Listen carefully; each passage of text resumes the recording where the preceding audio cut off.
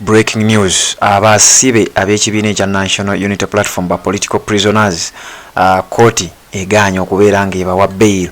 Jjukira bino wabirinze nakugambye ku Red Zone TV tugenda kubanga tubikutuusaako byonna nga bwe bigenda okubanga bitambula. Toyina kyogenda kubanga omisinga kasita oba ng'otambudde naffe ku mukutu guno kati eno yessaawa mbe nga nkuwa ekibaddewo mu kooti kyensuubira okuba nti oyinawo okirabiddeko era ng'otegedde ki ekigenze mu maaso. Wabula amawulire genkukuŋŋaanyirizza abantu abasinga obungi bakitegedde kati nti abaana bano kirabika ekibalemesezza mu kkomera baagaana okukkiriza diiru ezimu ezizze zibaweebwa. Abavudde mu kooti balaga oba basobodde okwogerako n'abaana bano mbu waliwo diiru ebadde ebaweebwa era ngenda kuwa eddoboozi lya Ssennyonyi ng'ayogera abikunnyonnyole bulungi nnyo nti buli musibe buli mwana agenda kuweebwa milioni 200 ateebwe n'ekirala balina okubeera nga balina emisango gye bateeka ku Robert Kyagulanyi Center mu. Abaana bano kirabika bino byonna baabigaana. Bino byonna mu kubigaana ndowooza kwe kubeera nti bakyabazunza mu kooti naye njagala mbikuwe Red Zone TV kwoli bwe batonaba kubanga osubscribe nga kikole kiri wansi awo olaba ekigambo subscribe kikwateko okwate ne kade ka notification obeere nga tomisinga nsonga yonna. Bw'ati Joel Ssennyonyi leader of opposition bw'ayogedde wabadde wali ku kooti e Makindye. Kyenyamiza newankubadde tekyewuunyisa nnyo. Twaze wano okufuna ensalawo ya kooti kubanga bannaffe ba Olivia Lutaya n'abalala basaba okweyimirira omulundi omulala kubanga bazze bakikola. Kwasooka abazadde baabwe ab'eŋŋanda zaabwe abaami n'abakyala baabwe babeeyimirira naye kooti neega nti abantu bano tebasaanidde tebawewuka kimala. Tugamba abakulembeze bannanga ababaka nti mumanyi tugende tweyimirira abantu bano kuba kooti bwe beegamba nti bazadde baabwe n'abakyala n'abaami tebawewuka kimala ate kitutakkiriziganya nakyo. Kale ffe katugendeyo tubeeyimirire tulabe oba kooti enaagamba nti naffe tusaanidde. Kooti egambye nti yes mwe Ssennyonyi n'abaka abalala musaanidde muli substantial naye ate abantu bano tebalina maka era bwe banaateebwa kakalu ka kooti bajja kudduka netugamba bannayino kooti biki bino byegezaako kutegeeza kubanga ku kyaki kirina ku court records abantu bano balagawa gye babeera. Ate n'ekirala omuntu bw'ajja okweyimirira omuntu baŋŋamba nti kale oli bw'oba ogamba nti tomwekakasa ye omusibe nze wendi era nja kumakinga sure nti omuntu oyo muleeta mu kooti oba bataliiwo kale nze wendi kyekitegeeza okubeera surety. Ate kati ogambye nti nze ndi substantial mbewuka ekimala nzitowa ekimala siwewuka ate era oganye okubata ku kamalirize ka interview kati mugende bwe. Just give me 2 minutes. I finish the interview. Sir, please sum up. Let me summarize. But you if you had let me finish.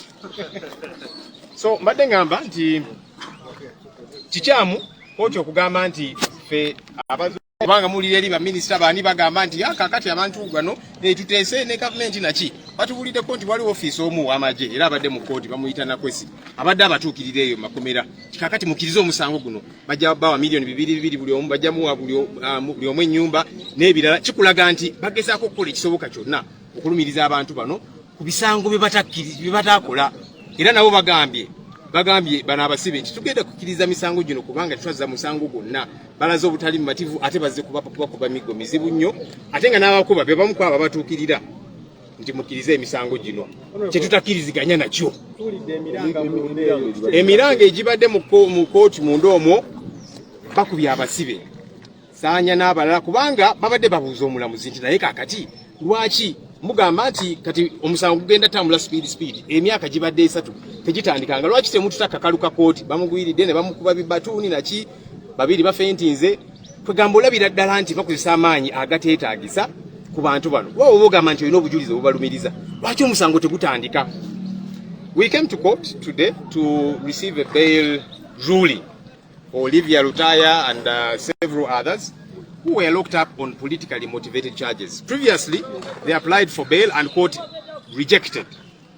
Their parents, their spouses saying they're not substantial sureties. I spoke to my colleague members of parliament saying let's stand surety for these people and we see if court will say that we are also not substantial sureties enough. Court today said that as MPs we are substantial sureties, but still that these people might disappear and that kind of thing. But if you're saying I'm a substantial surety, why then do you not release these people on bail?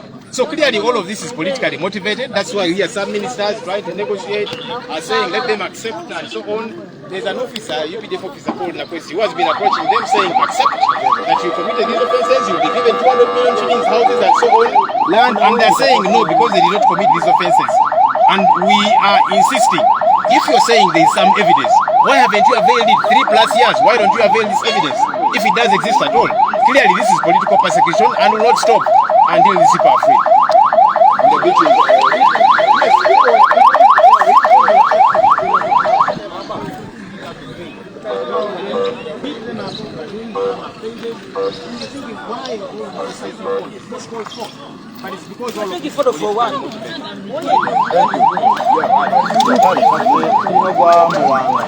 Yes, nereriwo bali gobane banamawulire babafuna abagala badde wabweru abaana babakubye tuli mbeera esajjuse wano emakindi ku kooti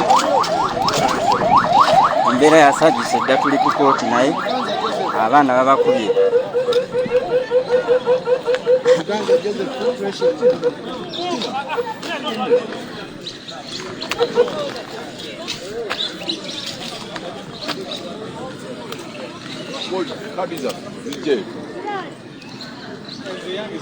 Yes, tuli live tuli mashini ku kooti embeera eriwo yasajjuse dda bakuba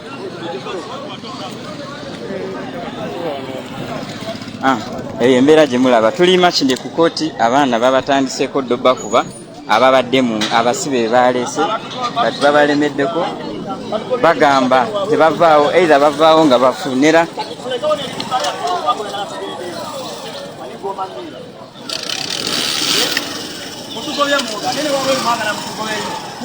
kamera bazigobyeyo sekasanya bamukubye n'abamukubye amagulu yatani bamuganza bona babakutudde kutudde amagulu babakubye tebagala mu kamera nemo mu ndomo balooza petatibu tuli basibu bazza musango ki kisala nakutambuza bigere okuva wano mpaka mu kibuga kyonna n'okuba omwana wa munonga okuba omubinga tulina byetukoye Museveni kozika mukyayogenda kuwula ku kyayi teri agenda balanga muzeko genda okwekyala namugenda kulumanya kyosiga kyokungula ekimala kimala muli ku bujaji twagala kusaba mwami balamu yonna gyali gyagenda alire gyalegera amatama n'abukuta mumugambo bino bintu bya ddala twagala baganda baffe basibe tebalina kye bakola mwabakwata mubakubya emiggo ate ekisooka musiba ne basiramu nze kyekinneewuunyisa mute baganda baffe babalamu babafu bonna tubagala bino ebintu bya ddala mwana yaddala mwana mute abaana mutemwire kye mubasiba kye bakola tewali kano kagendera baganda baffe abakwate mundu abasirikale Museveni talina kyuma nti mwena yababiika mwena mulina entegeera bana mwetegerere mwine mundu naye buli omu alina omutwe gwe oda zaki newe bamatoluma mukama waayo kubeeremu namwe mututaase bino ebintu bya ddala bate baganda baffe mwana tuli ku kooti ey'emakindi ey'amagye embeera eriwo bakubye abasibe bonna munda nga abasibe babalanga kwekalakasa kugaana kuddayo babazizaayo babamye beyiro ne babazaayo naye bakyali munda bakyabaterese bagobyeyo kamera zonna obwedda babakuba mizibu nnyo omu aziise n'okuzirika sanya bamukubye ne bamulinyalinya ku mutwe bamutese ne muka mobile prison akamagye ne bamutwala abaana bakyalimu munda bangi neera embeera eriwo bagobyeyo bannamawulire bonna bonna tebalina gwe bakkiriza kulaba akwata kintu kyonna ekiri eno yeyo embeera gye tulikyali makiri ku kooti naye deployment yeeyongera kweyongera abantu baweze bantu bangi nnyo so tugezaako kulaba engeri abaana baneeno oba babatawo batugenda nabo oba nedda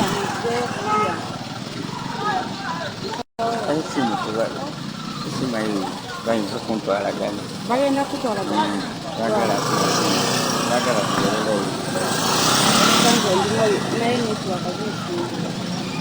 bagala tubeererayo yes embeera eriwo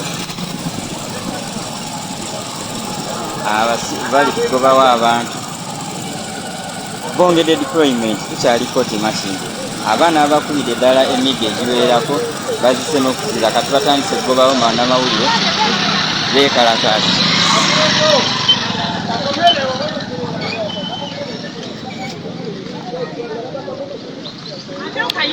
Tokayina, nze kayina. Wamanyira nkumma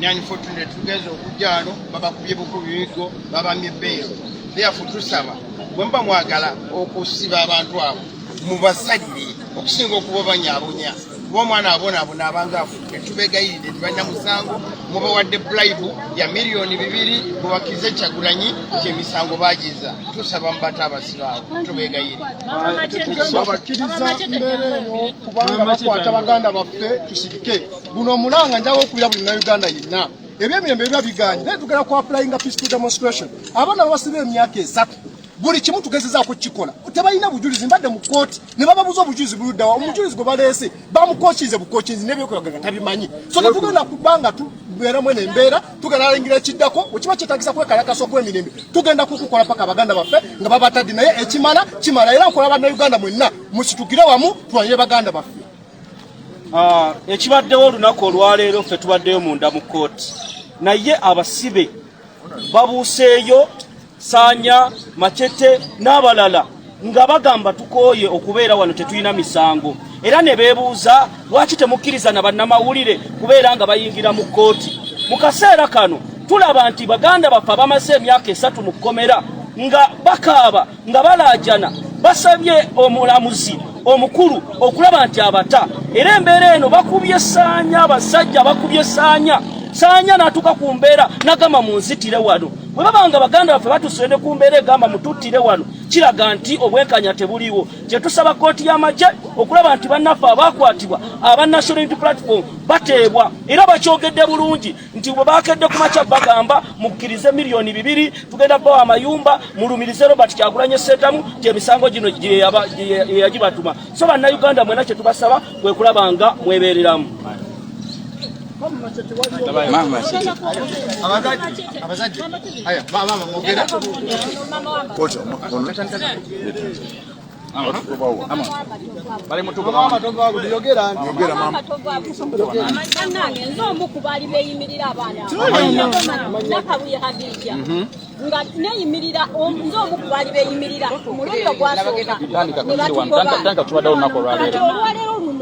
Kiganye era baganye tebabatuwadde naye baana mwemba saba mugume tewabawakiriza olwa miliyoni 2 tebagenda bibawa wabula mugume oba kufa mufiireyo naye tebagenda bawa kawe navayo nembalaga nze kyagadde lumu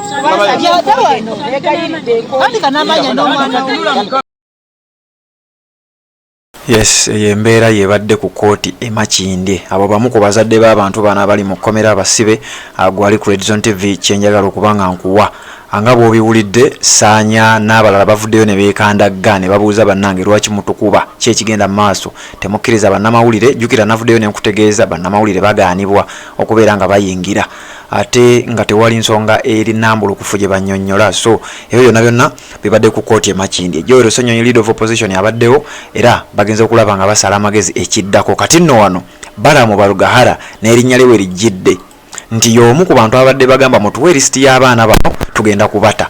Abaana mu kkomera tebakkiriza bannamawulire kuyingirayo babagala kubanga babateekamu ekyo ekyokukkiriza emisango n'okugamba nti Robert Kyagulanyi Ssentamu ye yatutumanga bino kwegamba ekibakuumidde mu kkomera kubeera nti bayina okubaako kye bateeka ku Robert Kyagulanyi Ssentamu then oluvannyuma balyoke babate. Red Zone TV kwoli webale kubanga okyatugoberera byonna gy'osinzira okubanga gy'otulabira kyokola kya mutawaana nnyo ate naba kubanga osubscribinga kikole ate tubeere nga tuwuliziganya mu updates eziddako.